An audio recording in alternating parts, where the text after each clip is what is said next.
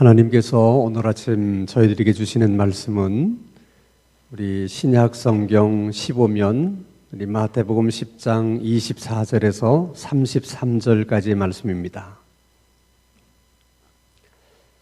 신약 성경 15페이지 마태복음 10장 24절에서 33절까지의 말씀을 제가 봉독해 드립니다. 하나님의 말씀을 경청하시기 바랍니다. 제자가 그 선생보다 또는 종이 그 상전보다 높지 못하나니 제자가 그 선생 같고 종이 그 상전 같으면 족하도다. 집주인을 바알세불이라 하였거든 하물며 그 집 사람들이랴. 그런즉 그들을 두려워하지 말라. 감추인 것이 드러나지 않을 것이 없고 숨은 것이 알려지지 않을 것이 없느니라. 내가 너희에게 어두운 데서 이르는 것을 광명한 데서 말하며 너희가 귓속말로 듣는 것을 집 위에서 전파하라.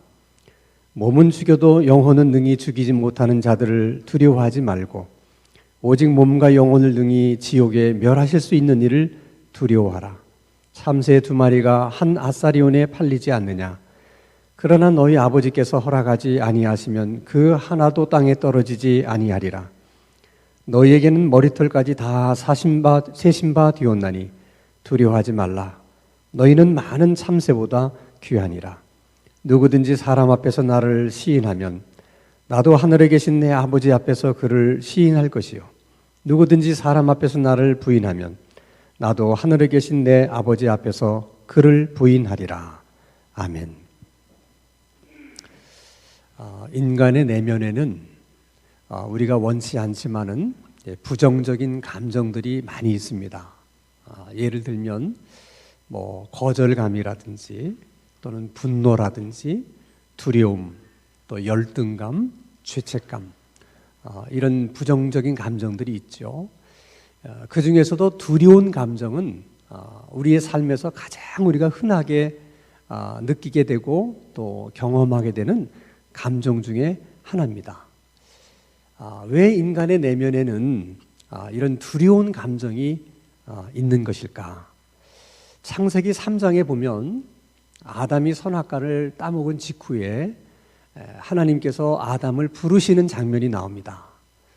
아담아, 아담아, 이렇게 하나님께서 아담을 부르실 때 아담이 이렇게 대답을 해요. 창세기 3장 10절에 이르되 내가 동산에서 하나님의 소리를 듣고 내가 벗었으므로 두려워하여 숨었나이다. 그러니까 처음으로 인간의 내면에 두렵다고 하는 부정적인 감정이 생긴 것이죠. 그러면 왜 아담은 두려워했을까? 왜 아담의 내면에 그런 두려운 감정이 생길 것인가? 그것은 하나님께서 따먹지 말라고 하는 그런 선악과를 하나님 말씀에 불순종하고 따먹었거든요. 그 불순종의 죄가 그동안 하나님과 친밀했던 관계를 깨뜨렸다고 하는 것을 아담이 인지를 한 거예요. 하나님과의 친밀한 관계가 깨졌구나 하는 것을 인지한 겁니다. 그래서 두려운 감정이라고 하는 것은 우리 내면을 뭔가 이렇게 지탱해주고 붙들어 주었던 그 무엇이 무너지게 될 때 그때 생기는 감정이 이제 두려운 감정이에요. 예를 들면 여러분 여호수아 같은 경우입니다. 우리가 여호수아를 보통 여호수아 장군이라고 그러잖아요. 굉장히 용감한 이미지를 갖고 있는 성경적 인물이 여호수아입니다. 근데 성경은 여호수아를 설명할 때마다 항상 모세의 시종, 눈의 아들 그렇게 표현을 합니다. 모세의 시종이라고 하는 것은 요즘 말로 말하면 군대용으로 하면은 이렇게 상관을 모시는 부관이라든지 참모라든지 이제 그런 정도를 얘기하는 것입니다. 다시 말하면 여호수아는 모세를 아주 가까운 곳에서 모세를 모신 사람이죠. 그 모세를 모시면서 그 모세의 탁월한 지도력을 보면서 자기도 모르는 사이에 모세를 의지하는 그런 마음들이 아마도 그 내면에 많이 있었던 것 같아요. 사실 그럴 수밖에 없지 않겠습니까? 워낙 모세가 탁월한 인물이기 때문에 모세를 의지하는 것은 지극히 자연스러운 일일 것입니다. 그런데 어느 날 갑자기 모세가 세상을 떠나요. 그때 여호수아의 마음이 어떻겠습니까? 평생을 의지하고 이렇게 믿고 따랐던 자기의 상관이 갑자기 세상을 떠나게 됐을 때 얼마나 여호수아의 마음 한곁에 두려운 마음이 있었겠어요. 그런데 놀랍게도 하나님은 그런 여호수아에게 뭐라고 말씀하시느냐? 이제부터 네가 모세의 뒤를 이어 이스라엘을 인도해야 되겠다 하는 말씀을 합니다. 그러니까 여호수아의 입장에서는 기가 막힐 노릇이죠.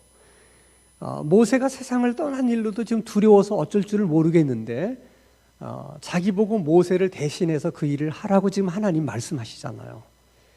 그러니까 얼마나 여호수아가 두려워했겠어요. 그래서 여호수아 1장을 보면 하나님께서 여호수아에게 가장 많이 하신 말씀이 뭐냐면 두려워하지 말라는 거예요. 계속해서 하나님이 두려워하지 말라고 말씀을 하십니다.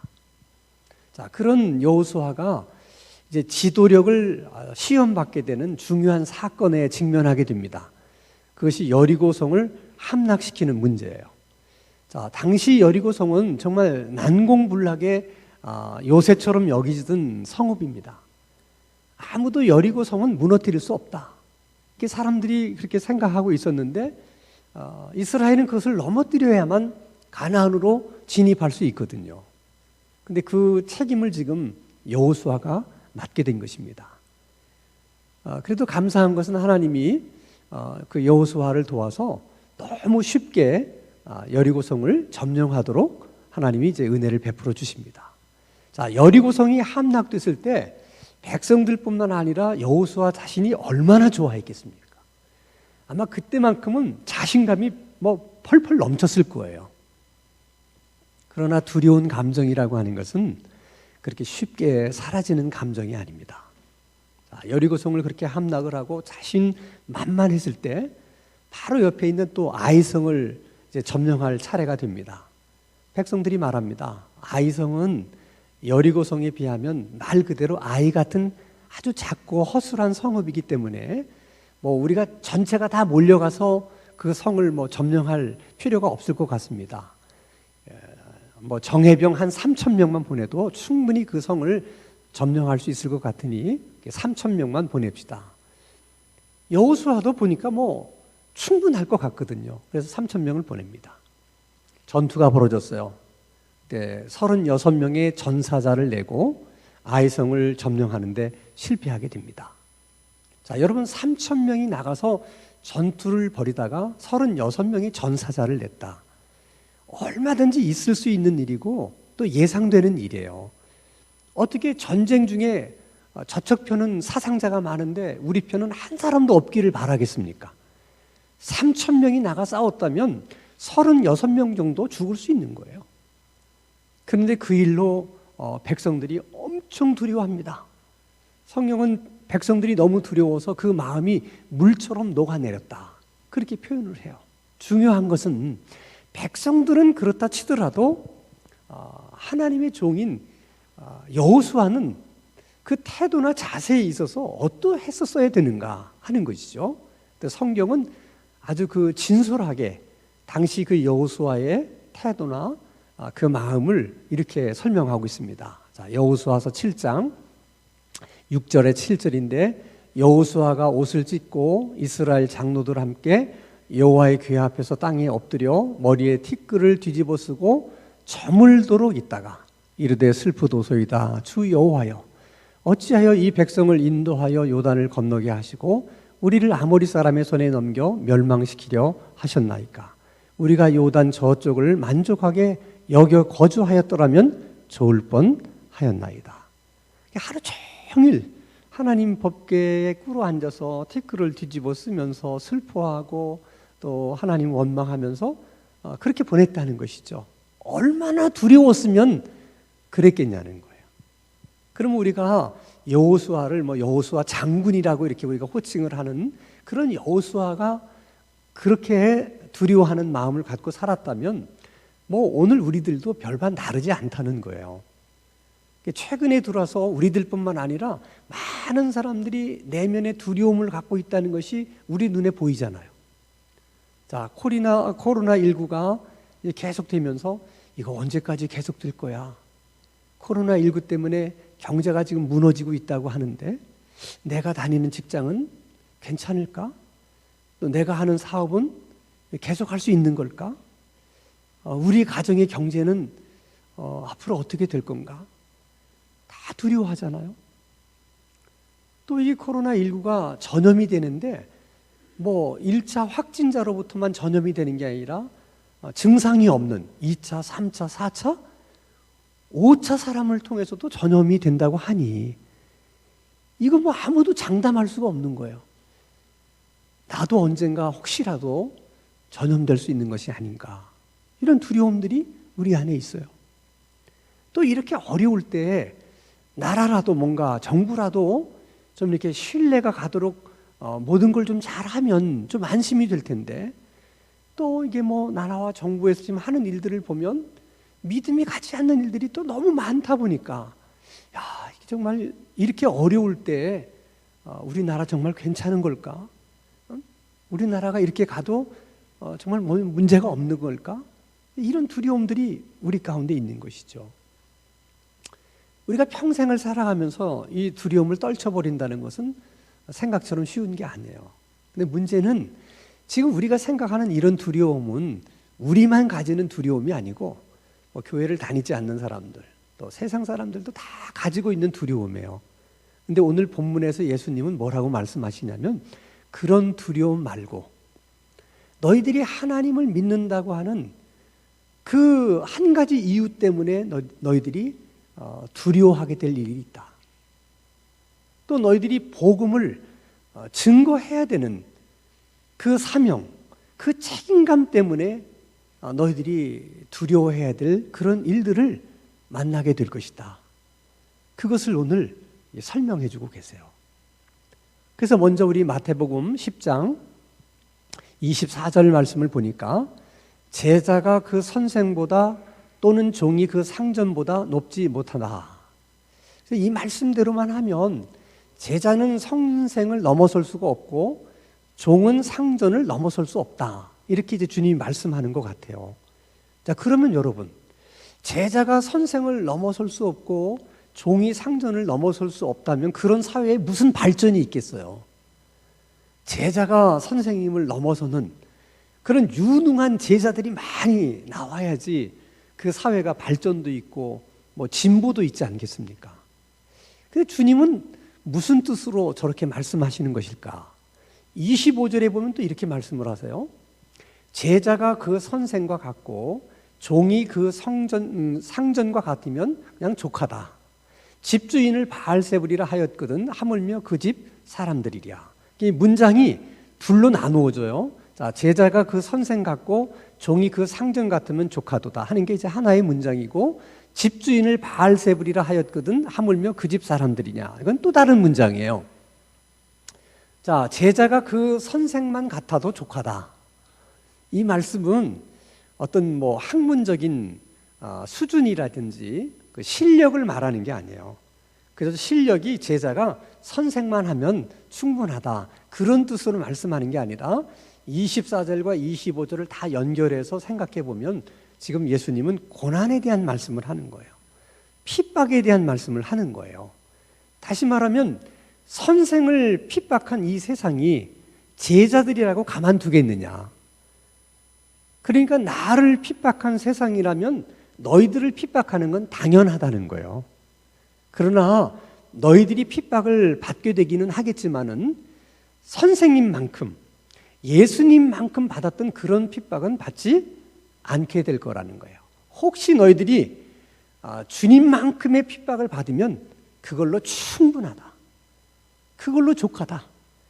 아마도 그 이상의 핍박은 너희들에게 주어지지 않을 것이다, 그렇게 말씀하는 거예요.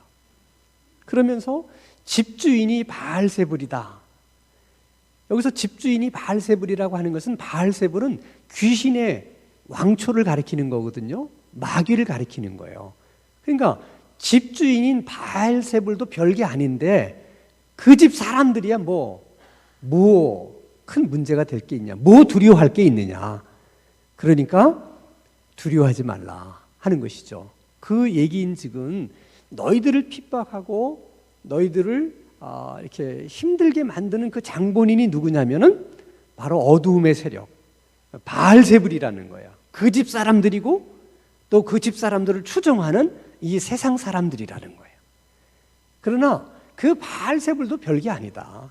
그러니 그를 추종하는 귀신들이야 뭐 말할 것도 없고, 귀신들을 따르는 세상 사람들은 더 말할 것도 없으니 그들을 너희들이 두려워할 것이 아니다. 이렇게 말씀하시는 것이죠. 그러면서 26절에 보면, 자, 그런즉 그들을 두려워하지 말라. 감추인 것이 드러나지 않을 것이 없고 숨은 것이 알려지지 않을 것이 없느니라.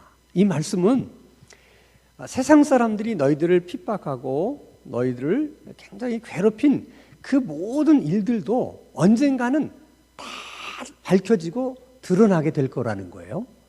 그걸 또 뒤집어 얘기하면, 너희들이 많은 사람들에게 고난을 받고 핍박을 받았지만 그 고난받고 핍박을 받았을 때 너희들이 어떻게 고난을 받았는지, 너희들이 어떻게 미움을 당했는지, 어떻게 사람들에게 어려움을 겪었는지, 그것도 다 드러나서 모든 사람이 밝히 알게 되는 날이 있을 거라는 거야. 놀라운 말씀을 하고 있는 거예요, 지금. 그러니까 고난을 받으면서 두려워하지 말라는 거예요. 그래서 요한계시록 1장 9절 말씀을 보면, 볼지어다 그가 구름을 타고 오시리라. 각 사람의 눈이 그를 보겠고 예수님을 찌른 자들도 볼 것이다. 그날에는 예수님을 창으로 찔렀던 로마 군병들도 예수님이 재림하시는 날 주님을 다 보게 될 것이라는 거예요. 그 말은 그가 창으로 찔렀던 그 일들도 그날에는 다 밝히 드러나게 될 거라는 거예요. 우리들은 흔히 이런 얘기 하잖아요. 이 이야기는 너하고 나만 아는 얘기야. 이건 무덤까지 가지고 가야 돼. 그래서 우리는 무덤까지만 가지고 가면 다 끝나는 문제라고 생각하잖아요. 근데 주님은 그렇게 말씀하지 않으세요. 여러분이 무덤까지 가지고 간 그것도 다 드러내고 다 밝혀지는 날이 있다는 거예요. 어떻게 보면 우리가 고난당하고 핍박을 받은 그 모든 것들이 드러나는 것은 우리에겐 참 자랑스러운 거죠. 아, 저분이 주님 때문에 저렇게 어려움을 겪었구나. 저분이 복음을 전하다가 저렇게 힘든 일을 당했구나. 이게 다 드러나서 모든 사람들이 그것을 보게 되는 것은 우리에겐 참 자랑스럽고 영광스러운 일이에요. 근데 그런 것만 있는 게 아니에요. 우리만 알고 있는 부끄러운 일이라든지 감추고 싶은 그런 일들이라든지 그런 일들도 다 드러나고 다 밝히 보여지게 된다는 거죠. 이제 그런 쪽으로 생각하면 굉장히 사실 두려운 거예요. 참 두려운 겁니다, 이게. 그래서 시편 기자는 시편 32편 1절에서 이렇게 고백을 해요. 허물의 사함을 받고 자신의 죄가 가려진 자는 복이 있도다. 이게 굉장히 귀한 신앙 고백이에요. 허물의 사함을 받고 자신의 죄가 가려진 자는 복이 있다. 왜 복이 있느냐 하는 것은 용서가 무엇인지를 알기 때문에 그러는 거예요. 용서가 무엇인지를 아는 사람은 용서를 받았다는 것이 얼마나 큰 하나님의 은총이고 복인가를 아는 거예요. 왜 그러느냐? 이사야 43장 25절 말씀 보면 하나님이 이렇게 말씀하세요. 나 곧 나는 나를 위하여 내 허물을 도말하는 자니 내 죄를 기억하지 아니하리라. 그러니까 우리가 하나님 앞에 이렇게 잘못한 일을 자복하고 회개할 때 하나님께서 그 죄를, 우리의 허물을 다 도말해 버린다는 거죠. 다 깨끗하게 지워버린다는 거예요. 그래서 하나님이 기억하지 못하신다는 거야. 근데 놀라운 것은 하나님이 뭐라고 말씀하시냐면 나를 위해서 그렇게 하는 거라는 거야. 그러니까 하나님이 기억하고 계신 것은 다 드러날 수밖에 없는 거예요. 그리고 하나님이 기억하고 있는 것은 드러날 뿐만 아니라 그것은 다 심판을 받아야 되는 거예요. 그런데 하나님이 도말해버린 것은 하나님의 기억 속에 없는 것이기 때문에 드러나지도 않고 나타나지도 않고 또 심판도 받지 않게 되는 것이죠. 그러니까 여러분, 예수 믿는 우리들이 어떤 부끄러운 일이라든지 숨기고 싶은 일들이 있을 때 그걸 하나님 앞에 나가서 고백하고 자백하고 용서함을 받는다고 하는 것이, 그렇게 매일매일의 삶을 살아간다는 것이 얼마나 큰 은총인가를 아셔야 돼. 우리가 여러분 편지를 쓰다가 뭐 좀 잘못되면 또 이렇게 지우고 쓰잖아요. 문자를 보내다가도 뭔가 이렇게 문장이 안 맞으면 다시 지우고 다시 쓰잖아요. 왜냐하면 문장도 잘 안 된 채로 그냥 보내면 얼마나 창피합니까? 다시 쓸 수 있다는 것이 그게 얼마나 감사한 일인지 몰라요. 그런 것처럼 우리가 하나님 앞에 자복하는 일, 회개하는 것은 우리의 영혼의 지우개처럼 우리가 지우고 싶은 일들을 지울 수 있게 만들어준다는 것이죠. 이게 참 얼마나 큰 하나님의 은총인지 몰라요.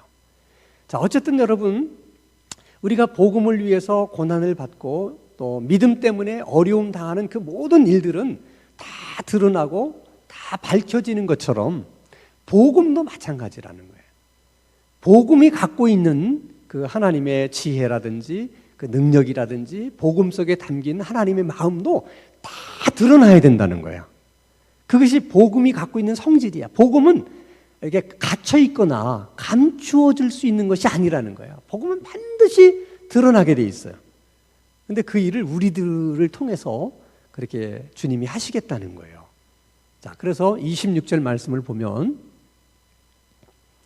내가 너희에게 어두운 데서 이르는 것은, 이 어두운 데서 이른다고 하는 것은 예수님이 제자들에게만 가르쳤던 말씀, 다른 사람들은 몰라.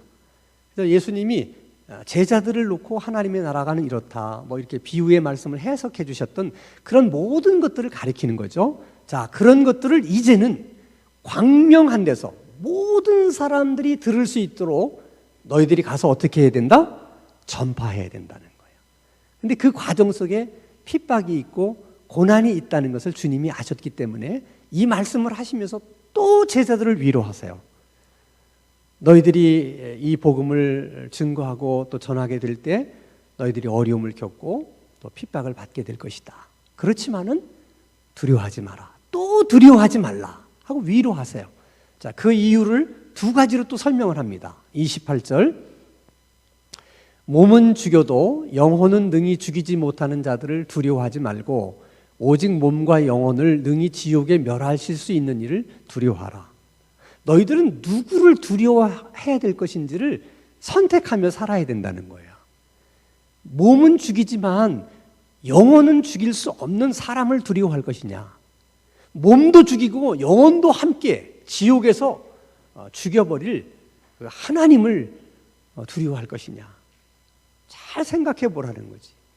그래서 정말 몸과 더불어 우리 영혼을 지옥에서 멸하실 그 하나님이 더 두려우신 분이구나. 그래서 그 하나님을 더 두려워하게 되면 몸 하나 죽이는 사람과 이 세상에 대해서 두려움을 가지지 않을 수 있다는 거예요. 그러니까 결국 너희들이 두려워하는 것은 하나님이 어떤 분인지를 모르기 때문에, 몸과 영혼을 함께 지옥에서 멸하실 그 하나님이 어떤 분인지를 모르기 때문에 세상을 두려워하고 사람을 두려워하는 거라는 거예요. 이건 여러분 예수님이 제자들에게 하신 말씀이지만은 모든 세상 사람들이 들어야 될 말씀이에요. 지금도 여러분 우리가 신문을 보거나 매스컴을 이렇게 통해서 듣게 되는 것은 너무 불의하고 부당한 일들이 우리 사회에서 너무 많이 일어나요. 아니 뭐 이런 일이 다 있어. 그런 일들이 막 그냥 버젓이 일어나고 있잖아요. 근데 그런 일들을 행하는 사람들이 대통령만 두려워하고 힘 있는 사람만 무서워하기 때문에 그런 짓을 하는 것을 두려워하지 않는 거예요. 정말 그 몸과 함께 영혼을 지옥에 멸하실 하나님을 생각한다면, 그 하나님을 두려워한다면 그런 불의한 짓을 또 해서는 안 되는 그런 일들을 그렇게 감히 쉽게 할 수는 없는 것이죠. 그래서 그들에게 복음이 필요한 거예요. 그것을 알려주는 일이 필요한 것이죠. 또 한 가지 두려워하지 않아야 될 이유는 29절입니다. 자, 참새 2마리가 한 아사리온에 팔리지 않느냐. 그러나 너희 아버지께서 허락하지 아니하시면 그 하나도 땅에 떨어지지 아니하니라. 자, 참새 2마리가 한 아사리온에 팔린다. 한 아사리온이라고 하는 것은 우리나라 돈으로 하면 한 10원 정도나 되나 이런 거죠. 그러니까 뭐 돈 10원에 참새 2마리가 팔리고 또 뭐 사고 하는 일들은 세상 일들 가운데는 가장 하찮은 일이에요. 그것은 신경 쓸 일도 아니에요. 아니 10원에 참새 2마리를 사고 파는 일이 뭐 그렇게 중요한 일이고 대단한 일이겠어요. 그러나 그렇게 하찮은 일조차도 하나님의 허락 없이 되어지는 일이 없다는 것이죠. 그러면 하나님을 믿는 사람들이 복음을 전하다가 고난을 당하고 믿음 때문에 핍박을 받는 그런 일들이 하나님 허락 없이 되어질 수 있겠냐는 거예요.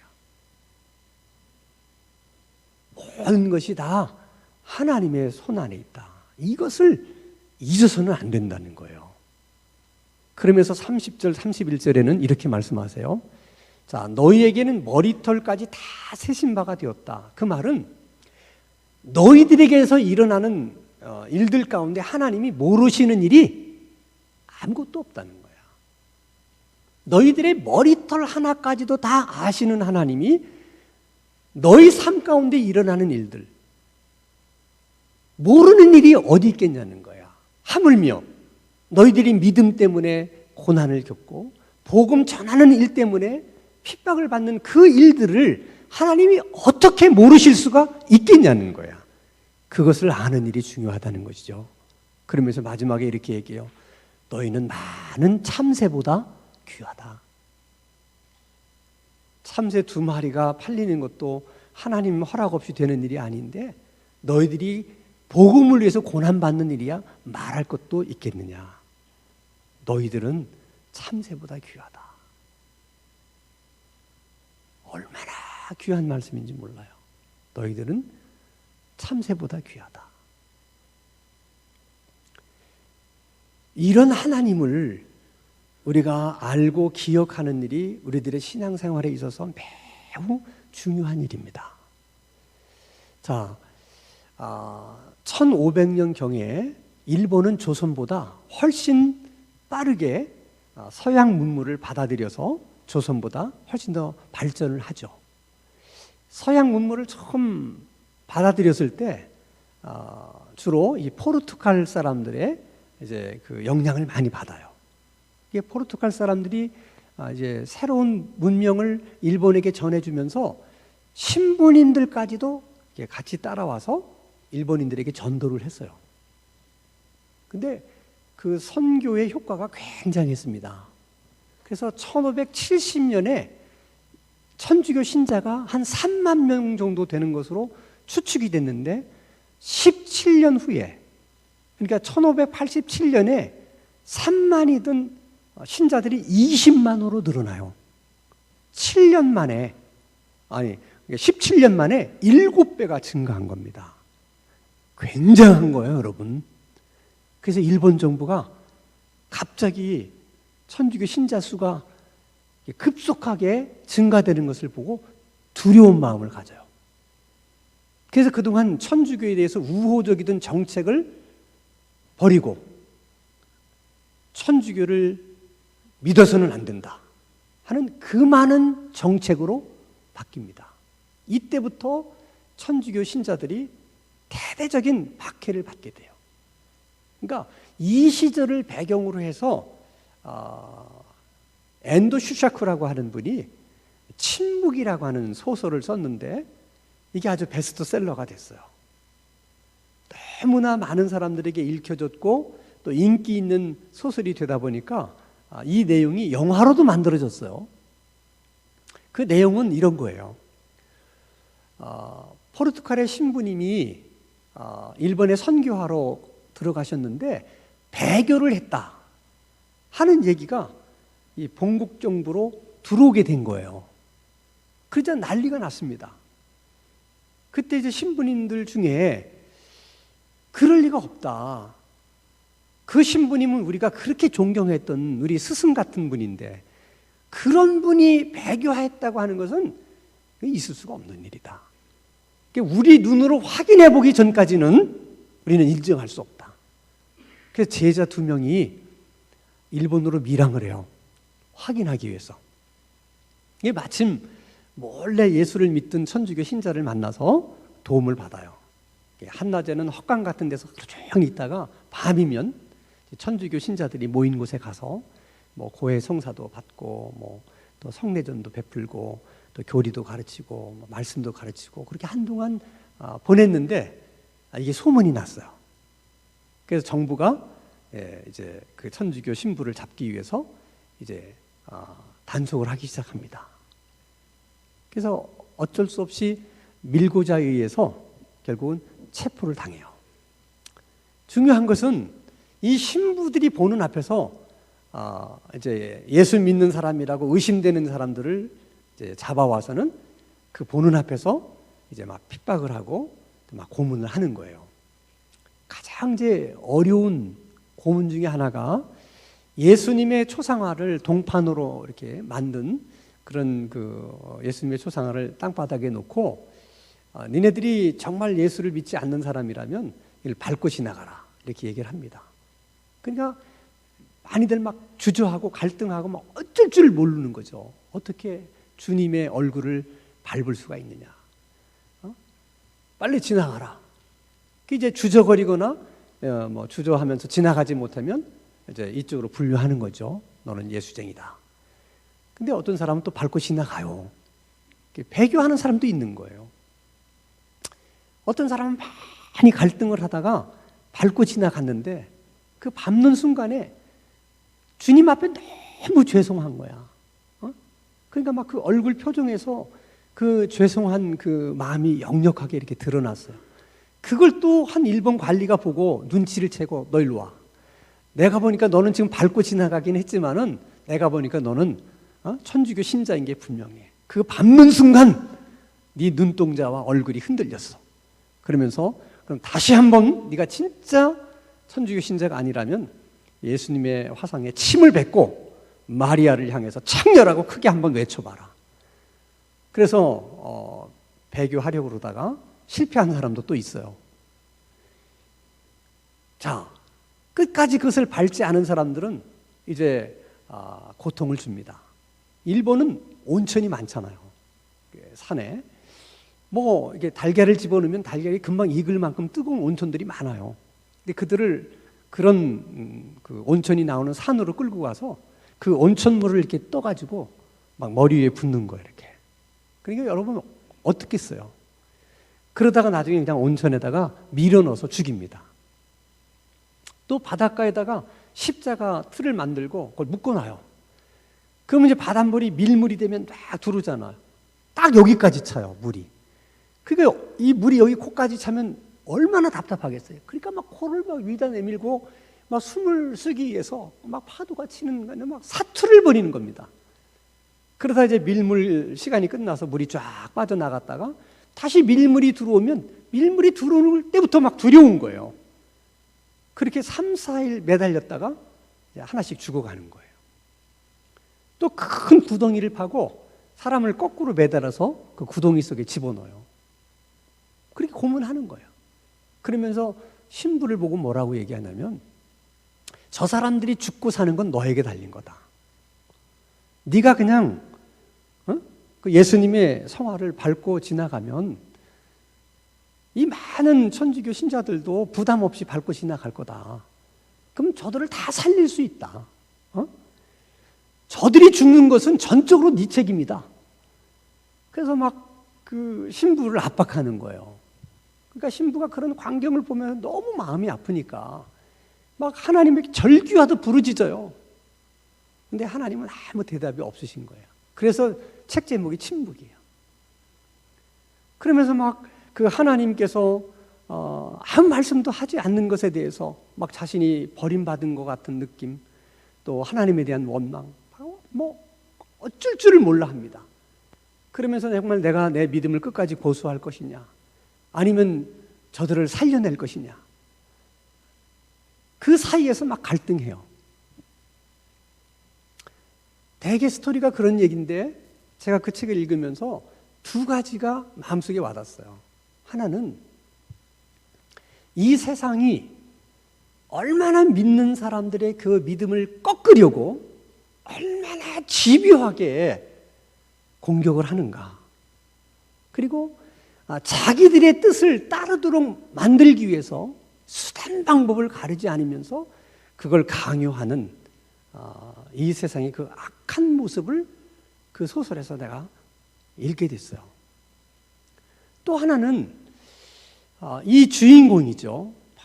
하나님의 침묵에 대해서 막 원망하고 믿음을 포기하고 저 사람들을 살릴 것이냐, 아니면 내가 지킬 것이냐로 막 갈등하는 그 주인공의 그 모습이 굉장히 인간적이에요. 사실은 아마 이 작가도 그런 면을 이렇게 부각시키려고 했던 것 같아요.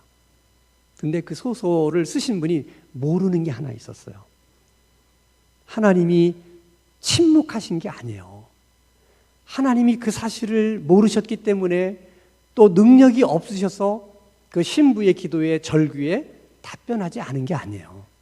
오늘 본문 말씀처럼 참새 2마리가 한 앗선 위에 팔리는 것도 하나님의 허락 없이 되어지는 일이 아니라고 말씀하셨는데, 하나님을 사랑하는 그 성도들이 주님을 위해서 고난받고 순교당하는 것을 하나님이 모르실 리가 있겠습니까? 그럴 리가 없어요. 하나님의 침묵은 순교를 하라는 거예요. 신부는 그것 때문에 갈등할 이유가 없어요. 하나님을 원망할 이유도 없어요.